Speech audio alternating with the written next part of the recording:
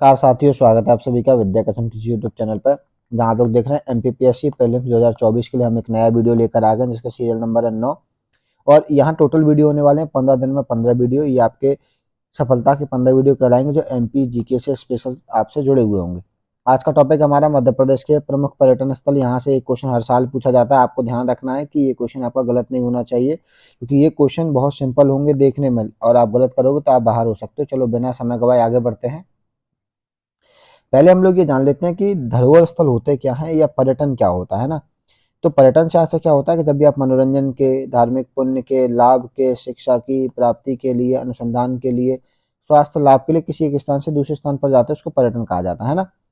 पर्यटन जो भी होगा वो अपने आप में किसी न किसी रूप में आर्थिक विकास में सहायता करता है, क्योंकि आप कहीं जाओगे तो ऑटो रिक्शा, भोजन भोजन बहुत सारी व्यवस्थाएं करते हैं।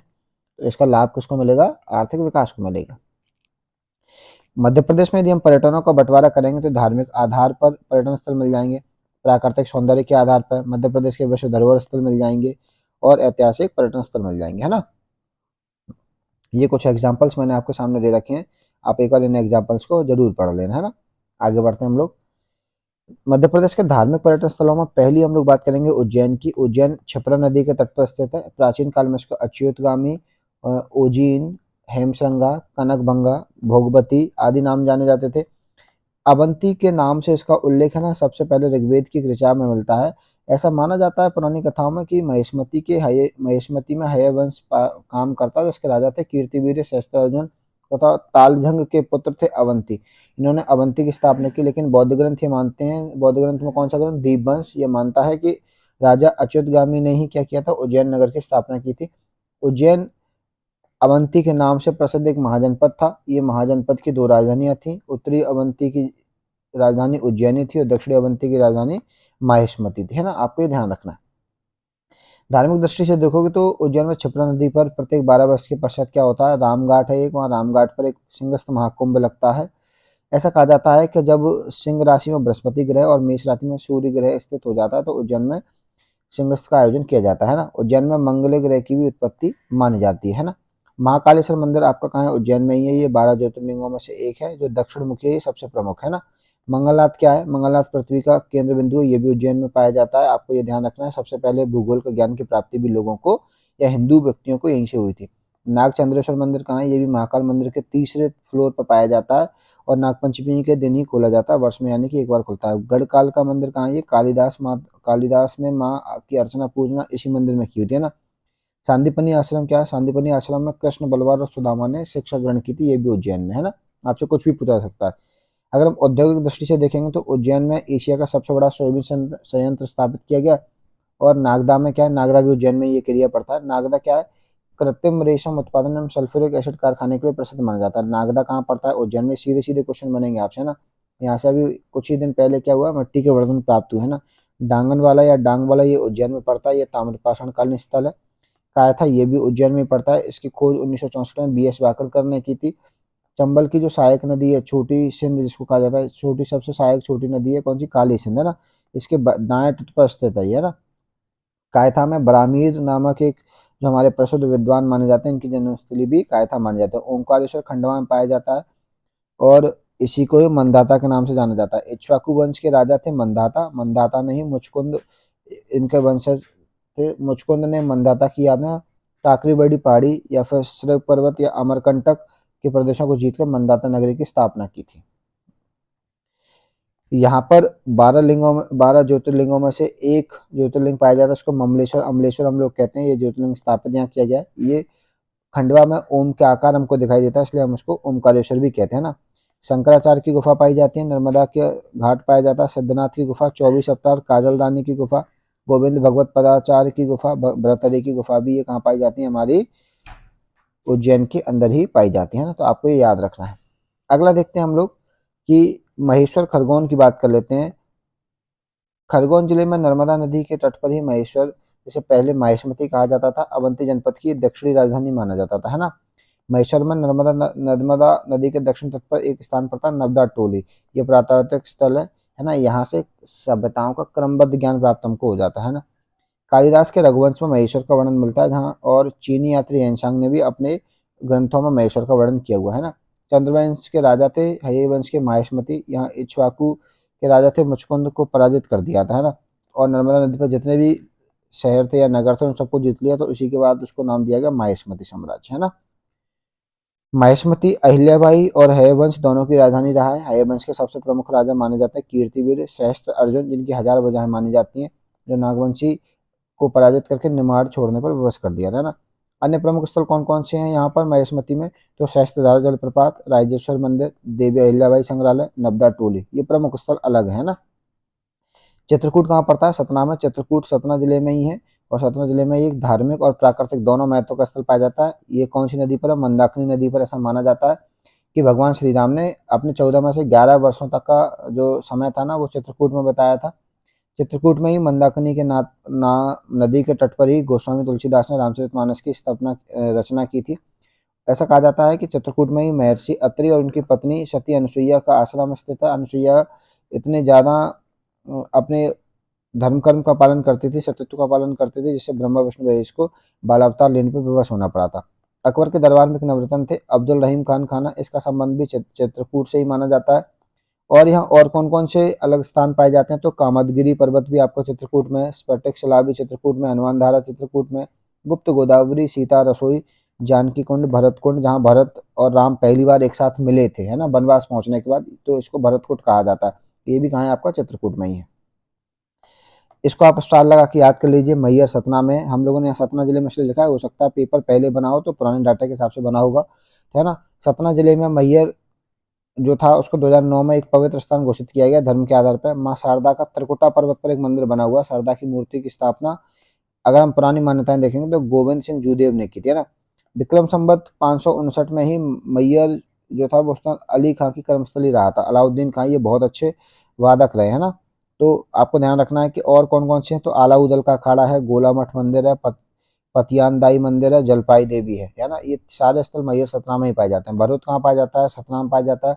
ये बौद्ध स्तूप के लिए प्रख्यात है। इसकी खोज किसने की थी? 1873 में कनिंगम के द्वारा की गई। इसका निर्माण किसने करवाया था? भरूच के स्तूप का पुष्यमित्र शुंग ने करवाया था, तो आपको याद रखना है। और इस स्तूप पर आसपास क्या लिखा हुआ? जातक कथाएं लिखी हुई है ना। अन्य जैन तीर्थ हम लोग देख लेते हैं। ऊन ये कहाँ है? खरगोन में है। ये 12 परमार कालीन जो शिव मंदिर और जैन मंदिरों का समूह बनाया गया था उनमें से एक है। इसका निर्माण किसने करवाया था? परमार राजा थे उदयादित्य ने, है ना। अगला हम लोग जैन तीर्थ देख लेते हैं। सोनागिरी दतिया में है, दतिया जिले में ये बना हुआ है। 108 जैन मंदिर यहाँ बने हुए हैं। प्रतिवर्ष यहाँ सोनागिरी के मेले का आयोजन किया जाता है ना। मुक्तागिरी जैन तीर्थ वेतुल में है, जो विकास खंड कौन सा लगता है? भैंसदेही लगता है ना। ग्राम पंचायत थपोड़ा लगेगी। आपको ये ध्यान रखना है कि मुक्तागिरी एक जैन तीर्थ स्थल है ना। इसमें भी जैन संप्रदाय के 52 मंदिर बने हुए हैं, और इसका संबंध लगभग बिंबिसार से बताया जाता है ना। और यहाँ पार्श्वनाथ की 7 फटिक में यानी 7 फनों वाली एक प्रतिमा है, जहाँ 7 फन उनके पीछे लगे हुए हैं और आगे वो बैठे हुए हैं ना। पुष्पगिरी देवास में पाया जाता है। देवास में पुष्पगिरी भी अपने आप में जैन तीर्थ स्थल है। तीर्थ की स्थापना आचार्य पुष्पदंत सागर महाराज ने 1997 की थी। ये पहला गौस्तंभ अशोक स्तंभ बनाए जाने की योजना यहाँ बनाई जा रही है ना। हम लोग देखते हैं 52 गजा बड़वानी में, ये चूलगिरी के नाम से भी जाना जाता है। जैन धर्म के प्रथम तीर्थंकर ऋषभदेव की जो प्रतिमा है उसको, है ना, पहाड़ों को काट काट कर बनाया गया। तो आपको ये ध्यान रखना है। ये कितनी ऊंची है? तो 72 फीट की ऊंची है। गोमटगिरी आपका इंदौर में पड़ता है, दिगंबर जैन तीर्थ है। पावागिरी आपका खरगोन में पड़ता है, ये भी जैन तीर्थ है। कुंडलपुर दमोह में पड़ता है, ये भी जैन तीर्थ है। पिछा नारी की मढ़ी ये जबलपुर में पड़ती है, दर्शनीय स्थल है ना। प्राकृतिक सौंदर्य के आधार पर देखोगे तो आपको पचमढ़ी से अच्छा कुछ नहीं मिलेगा मध्य प्रदेश में। पचमढ़ी कहाँ पाई जाती है? होशंगाबाद में। तवा नदी के तट पर सतपुड़ा की जो वादियां हैं उसमें पाई जाती है। इस प्राकृतिक सौंदर्य के कारण सतपुड़ा की रानी पचमढ़ी को कहा जाता है। ये क्वेश्चन कई बार पूछा गया कि सतपुड़ा की रानी किसको कहा जाता है ना। मध्य प्रदेश का कश्मीर भी पचमढ़ी को कहा जाता है। प्राचीन समय से इसे पांचलगढ़ के नाम से भी जाना जाता है। महाभारत की कथाएं बताती हैं कि जो 5 पांडव थे ना, उन्होंने अपने वनवास के दौरान यही 5 मड़ियां अलग अलग बनाई थी, इसलिए इसे पंचमढ़ी कहा जाता है ना। इसकी खोज सबसे पहले किसने की थी? तो एक ब्रिटिश अधिकारी था जिसका नाम था कैप्टन फॉरसेथ। इसने की थी, इसलिए इसको प्रारंभ में फॉरसेथ पॉइंट कहा गया, लेकिन बाद में इसका नाम क्या रख दिया? इंदिरा गांधी प्रियदर्शनी पॉइंट रख दिया गया। आपको याद रखना है ना। पचमढ़ी भारत का 10वां है और मध्य प्रदेश का पहला ऐसा पर्यटन स्थल है जिसे 3 मार्च 1999 को यूनेस्को ने अपनी सूची में शामिल कर लिया था, है ना। और कौन से स्थल हमको प्राकृतिक दिखते हैं? तो राजेंद्रगिरी चोटी, रजत प्रपात, जटाशंकर की गुफा, डचेस फॉल, पांडव फॉल, अप्सरा जलप्रपात, बी जलप्रपात और महादेव गुफा, है ना। ये हमको यहाँ दिखाई दे जाते हैं। अमरकंटक कहाँ बना हुआ है? ये अनूपपुर जिले में है। इसका नाम पुराना कौन सा? आम्रकूट है ना। अमरकंटक प्राचीन समय में तपस्वियों की साधना स्थली रही थी, है ना। कपिल मुनि और मार्कंडेय ऋषि का आश्रम भी यहाँ पाया जाता है। नर्मदा, सोन, जोहिला ये भी अनूपपुर के अमरकंटक से निकलती है। नर्मदा नदी को पवित्र स्थल अमरकंटक ही है ना। 2005 में बायोस्फीयर रिजर्व अमरकंटक में एक अलग बायोस्फीयर रिजर्व बनाया जिसका नाम था अचानकमार। इसको जैव व्यवस्था की दृष्टि से मध्य प्रदेश का दूसरा ऐसा स्थल माना गया जिसे बायोस्फीयर रिजर्व घोषित किया गया, है ना। 2009 में इसे क्या किया गया, यूनेस्को द्वारा विश्व विरासत स्थल में शामिल कर दिया गया। नर्मदा कुंड, कोटी तीर्थ, दुर्गा धारा, लक्ष्मण धारा, कपिल धारा, कबीर चौरा, आपको कबीर चौरा याद रखना है। कबीर चौरा, दुग्ध धारा और माई की बगिया, ये सब कहाँ पाए जाते हैं, अमरकंटक अनूपपुर में पाए जाते हैं। अगला हमारा बेड़ाघाट जबलपुर में पाया जाता है। नर्मदा और बावन नदी इन दोनों का संगम जहाँ होता है वहाँ बेड़ाघाट होता है। ऐसा माना जाता है कि भृगु ऋषि ने यहाँ तपस्या की थी। संगमरमर की चट्टानों के लिए कौन सा स्थान प्रसिद्ध है, तो बेड़ाघाट जबलपुर का। अन्य स्थान यदि हम लोग देख लेते हैं जबलपुर के अंतर्गत, तो शिव पार्वती मंदिर है, धुआंधार जलप्रपात है, बंदर कुंडनी है, 64 योगिनी मंदिर है, कलचुरी शासकों का मंदिर है ना। जबलपुर में यदि हम लोग घाट की बात करेंगे तो भेड़ाघाट स्वयं एक भेड़ाघाट है। तलवारा घाट है जहाँ मध्य प्रदेश, जहाँ महात्मा गांधी की अस्थियां विसर्जित की गई थी। ग्वारी घाट, लमेटा घाट, लमेटा घाट में क्या है, डायनासोर की प्रजाति के अवशेष हमको प्राप्त हुए, है ना। प्राकृतिक सौंदर्य के आधार पर देखेंगे तो हमको मध्य प्रदेश में जलप्रपात दिखाई देते हैं। चचाई जलप्रपात, ये रीवा जिले में बीहड़ नदी पर ना। पहले मध्य प्रदेश के जो पुराने आंकड़े थे वो उसको सबसे बड़ा कहते थे, लेकिन वर्तमान आंकड़ों के अनुसार कौन सा है आप मुझे कमेंट में कर सकते हैं ना। आपको याद रखना है कि किसने चचाई जलप्रपात को नियाग्रा की संधि प्रदान या नियाग्रा की संज्ञा प्रदान की थी, तो हमको याद रखना है कि पंडित जवाहरलाल नेहरू ने ही भारत का नियाग्रा कहा था चचाई जलप्रपात को। रजत जलप्रपात होशंगाबाद में पचमढ़ी जिले में तवा नदी पर बना हुआ है। धुआंधार जलप्रपात जबलपुर में। सहस्त्रधारा जलप्रपात खरगोन महेश्वर में बना हुआ है ना। बरमान घाट कहाँ बना है, नरसिंहपुर में नर्मदा नदी पर बना हुआ है। आगे हम लोग देखते हैं कपिलधारा जलप्रपात के बारे में, तो ये अनूपपुर में बना हुआ है।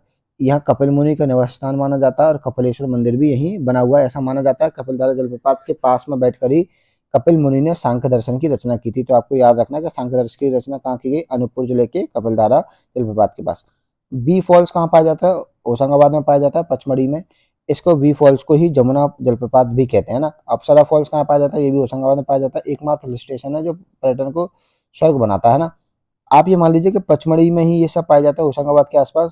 और अप्सरा फॉल को ही परी फॉल्स भी कहा जाता है ना। मध्य प्रदेश के यदि हम लोग विश्व धरोहर स्थल देखेंगे तो पहला स्थल है हमारा खजुराहो, जो छतरपुर में पाया जाता है। इसका नाम है खजूर बाहक कांकणाद। क्या नाम है भैया इसका, खजूर बाहक कांकणाद, है ना। ये स्थापत्य कला और शिल्पकला के लिए बहुत फेमस है। इसकी जो आधारशिला थी, या पहली बार ये बनाने का काम किसने प्रारंभ किया, तो राजा चंद्रवर्मा ने प्रारंभ किया। इसका निर्माण चंदेल शासकों ने 950 से लेकर 1000 ईसा पूर्व के मध्य में करवाया था। यहाँ आपको मैथुन की क्रियाएं और रति की क्रियाएं आपको यहाँ दिखाई दे जाएंगी। चंदेल वंश के संस्थापक किसको माना जाता है, नन्नुक को माना जाता है। यहाँ पहले जब मंदिर बनवाया जा रहा था तो 85 मंदिर बनवाए गए थे, लेकिन वर्तमान में यहाँ कितने रह गए हैं, 22 मंदिर रह गए हैं। आपसे प्रमुख क्वेश्चन ये बन सकता है कि खजुराहो के मंदिरों का संबंध किस धर्म से है, तो जैन, शैव और वैष्णव धर्म से माना जाता है। 1986 में खजुराहो के मंदिरों को यूनेस्को विश्व धरोहर सूची में शामिल कर लिया गया। मध्य प्रदेश की ओर से शामिल होने वाला पहला विश्व धरोहर स्थल कौन सा होगा, तो खजुराहो होगा। कब शामिल किया गया, तो 1986 में किया गया। खजुराहो के मंदिरों को हमने 3 समूह में बांटा है। कौन कौन सा, पूर्वी समूह, दक्षिणी समूह, पश्चिमी समूह। यहाँ पार्श्वनाथ मंदिर है, घोटाई मंदिर है, आदिनाथ मंदिर है, दूलादेव मंदिर है, चतुर्भुज मंदिर है, कंदरिया महादेव मंदिर, 64 योगिनी मंदिर, चित्रगुप्त मंदिर, विश्वनाथ मंदिर, मतंगेश्वर मंदिर, लक्ष्मण मंदिर। ये ग्रुप मैंने इसलिए लिखवा दिए हैं जिससे कि आप इन ग्रुपों को पढ़ेंगे तो मेंस में आप बहुत आसानी से लिख पाएंगे, क्योंकि प्री में इतना डीप क्वेश्चन वो नहीं पूछेगा ना। अगला मंदिर हमारा कंदरिया महादेव मंदिर, ये भी खजुराहो में ही है। और खजुराहो के जो मंदिरों का समूह उसका सबसे विशाल मंदिर है, भगवान शिव को समर्पित है। इसका निर्माण चंदेल शासक विद्याधर ने करवाया था। कब करवाया, जब उसने महमूद गजनबी को हरा दिया था ना। इसकी तुलना भुवनेश्वर के लिंगराज मंदिर से की जाती है। लक्ष्मण मंदिर का निर्माण यशुवर्मन ने कराया। भगवान विष्णु की मूर्ति है, पंचायतन शैली पर। पंचायतन शैली क्या होता है कि मान लीजिए आपका ये मुख्य मंदिर का प्रांगण है, तो यहाँ एक मुख्य ईश्वर होंगे, आसपास 4 अलग अलग ईश्वर होंगे। जैसे आप लोगों ने वर्तमान में अपने घरों में शिव परिवार की प्रतिमा देखी होगी, ऐसे ही ये 4 कॉम्प्लीमेंट्री मंदिर इसमें बने होते हैं और 5वां मुख्य मंदिर होता है जो सेंटर में पाया जाता है। इसी को पंचायतन शैली कहते हैं ना। चित्रगुप्त मंदिर का निर्माण किसने करवाया, राजा गंडदेव ने करवाया। सूर्य देवता को समर्पित है। यहाँ भगवान सूर्य के 7 घोड़ों को रथ पर सवार दिखाया गया है ना। 64 योगिनी मंदिर क्या है, ग्रेनाइट पत्थरों से निर्मित है। ये भी खजुराहो में ही है। शिवसागर झील के दक्षिण पश्चिम में इसको बनवाया गया। इस मंदिर का आकार कैसा है आपको दिखेगा, तो आयताकार मंदिर आपको दिख जाएगा, है ना। विश्व धरोहर स्थल में ही आगे बढ़ते हैं हम लोग, तो मतंगेश्वर मंदिर आपको दिख जाता है। ये कहाँ है, हर्षवर्मन ने इसका निर्माण करा है। ये भी खजुराहो में ही है। भटक्त मणि नामक मणि की स्थापना यहाँ करवाई थी। विश्वनाथ मंदिर भी भगवान शिव को समर्पित है, इसका निर्माण राजा धंगदेव वर्मन ने करवाया था। पार्श्वनाथ मंदिर भी जैन धर्म से संबंधित है, इसका निर्माण यशोवर्मन के जो बेटे थे धंगदेव वर्मन, उन्हीं ने करवाया था। ये भी अपने आप में अभी तक हम लोग क्या पढ़ रहे हैं, खजुराहो समूह को ही पढ़ रहे हैं ना। घोटाई मंदिर, ये अपने आप में जैन मंदिर है। इसमें जैन मंदिर में महावीर की माता को जितने सपने आए थे, कहा जाता है 1600 सपने उनके जन्म के समय आए थे, तो 1600 सपने आपको इसी मंदिर में दिखाई जाएंगे ना। दूलादेव मंदिर, ये दूलादेव मंदिर भगवान शिव को समर्पित है। अब लेकिन ये खंडित अवस्था में पाया जाता है, तो आपको यहाँ देख लेना है। अगला देखते हैं हम, सांची हमारा अगला धरोहर स्थल है। सांची बौद्ध धर्म का प्रमुख स्थल माना जाता है। बेदेशगिरी, चेतियागिरी, काकनाड, काकड़ा, काकनाद बोट, बोटश्री पर्वत आदि इसके प्राचीन नाम है। इसमें से एक नाम पूछने की संभावना आपको बनी रहेगी ना। तीसरी शताब्दी में इसको निर्माण करवाया गया। इसका निर्माण मौर्य सम्राट अशोक ने बौद्ध धर्म की दीक्षा लेने के पश्चात करवाया था। इसी स्तूपों का निर्माण विदिशा, जो रानी थी विदिशा की, उनकी पुत्री महादेवी वर्मा के कहने पर करवाया था। ये महादेवी से विवाह किसने किया था, अशोक ने कर लिया था, है ना। सांची की पहाड़ी पर स्तूप, बिहार एवं एकात्मक स्तंभ बनाया गया है। एकात्मक स्तंभ होता है कि एक ही पत्थर को काट काट कर उसमें कोई भी जोड़ नहीं लगाया गया है ना। तो आपको ये ध्यान रखना है। पुष्यमित्र शुंग ने इसके आसपास क्या लगवाया था, तोरण या फिर जाली लगवाई थी। इसकी खोज कब की गई थी सांची के स्तूप की, तो 1818 में जनरल टेलर ने की थी। यूनेस्को ने इसको 1989 में सांची स्तूप को विश्व धरोहर सूची में शामिल कर दिया था। इसमें प्रमुख 3 स्तूप है ना। सबसे बड़े स्तूप को महास्तूप कहा जाता है, इसको द ग्रेट स्तूप भी कहते हैं। और इसमें 2 अलग अलग स्तूप किसके हैं, कि गौतम बुद्ध के एक से सारिपुत्र और दूसरा है महामोदग्लायन, इन दोनों के यहाँ बने हुए स्तूप है ना। 2013 में सांची के बौद्ध को आध्यात्मिक केंद्र के रूप में सांची विश्वविद्यालय की स्थापना की गई है। 2017 में सांची के स्तूप का छायाचित्र 200 के नोट पर है। ये आप देखेंगे, आपको यूपीएससी के पेपर में ये दिख गया होगा इस साल, है ना। तो हो सकता है एमपीपीएससी भी यहाँ से क्वेश्चन कवर कर जाए। भीमबेटका की गुफाओं की बात करेंगे तो ये राजस्थान के अब्दुल्लागंज में है। 1955-56 में विष्णुश्री बाकड़कर ने इसकी खोज की थी। विश्व का सबसे बड़ा और प्राचीनतम गुफा समूह यदि कोई है तो भीमबेटका का ही है। गुफाओं को वर्ष 2003 में यूनेस्को ने अपनी विश्व विरासत या विश्व धरोहर स्थल में शामिल कर दिया गया था। इसकी दीवार पर आदि मानव को सृजनात्मक कलाओं की अभिव्यक्ति दिखती है। इसमें लोगों को चित्र करते हुए दिखाया गया है, जानवरों का शिकार करते हुए दिखाने का प्रयास किया है ना। ऐसा माना जाता है कि महाभारत काल में भीम ने यहाँ बैठक लगा ली थी, इसलिए इसको भीम बैठका भी कहा जाता है। 7 सितंबर 2020 को मध्य प्रदेश के ऐतिहासिक किला शहर ग्वालियर और ओरछा को यूनेस्को ने अर्बन लैंडस्केप सिटी प्रोग्राम में शामिल किया गया था, जिसको विश्व धरोहर सूची में शामिल किया गया। तो आपको याद रखना है। अगला हमारा मध्य प्रदेश के प्रमुख स्तूप, हम ये एक नज़र में वो छोटे छोटे स्तूप देख रहे हैं जो कहीं ना कहीं लिखे होते हैं ना। जैसे सांची का स्तूप रायसेन में है, सम्राट अशोक ने इसका निर्माण कराया था। भरत का स्तूप सतना में है, इसकी खोज कनिंगम के द्वारा 1873 में की गई थी। पानगुड़ाइया का स्तूप सीहोर में है। तुमैन का स्तूप गुना में है। देव कोठार का स्तूप त्योंथर रीवा में है। खरवई का स्तूप रायसेन में है। सोनारी का स्तूप आपको दिख जाएगा सांची के पास है, कनिंगम ने इसकी खोज की थी। इसमें बुद्ध के दांत रखे हुए हैं ना, बुद्ध के दांतों का अवशेष आपको मिल जाएगा। सतधारा स्तूप रायसेन में, हलाली नदी के किनारे। कसराबाद स्तूप खरगोन में, नर्मदा नदी के किनारे। भोजपुर स्तूप विदिशा और भोजपुर के रास्ते में पड़ता है, तो आपको इसको ध्यान से देख लेना है। चलिए आज का लेक्चर यहीं खत्म होता है। ऐसे ही वीडियोस को पाने के लिए आप लोग हमारे साथ लगातार बने रहें और हमारे यूट्यूब चैनल को आप लोग सब्सक्राइब कर सकते हैं। ज़्यादा से ज़्यादा इस वीडियो को शेयर करने का प्रयास करिए, लाइक करिए, कमेंट करिए और हमें ये बताइए कि आपको हमारी सीरीज़ कैसी लग रही है। इस सीरीज़ के बाकी भाग भी हम आने वाले 2 से 3 दिनों में यहाँ सबमिट कर देंगे, जिससे कि आपको एमपीपीएससी का रिवीजन एक नज़र में आपको देखने मिल जाएगा ना। तो हमारे वीडियोज़ की जानकारी सबसे पहले पाने के लिए आपको बेल आइकन दबाना होगा। हमारे ऐसे ही कंटेंट को, चाहे वो करंट अफेयर्स का हो, चाहे वो डेली न्यूज़ का हो, चाहे वो नोट्स का हो, चाहे वो शॉर्ट्स वीडियो हो, चाहे वो रील हो, आपको किसी भी और माध्यम से हमारी जानकारी चाहिए तो आप हमें इंस्टाग्राम पर फॉलो कर सकते हैं, जिसका नाम है विद्या कसम एजुकेशन। आप हमको वहाँ फॉलो करके आगे बढ़ सकते हैं। आपको यदि हमारा आज का लेक्चर पीडीएफ फॉर्म में चाहिए तो आप हमको टेलीग्राम पर भी फॉलो कर सकते हैं, जिसका नाम है विद्या कसम एजुकेशन, जहाँ आपको एमपीपीएससी यूपीएससी के सारे अपडेट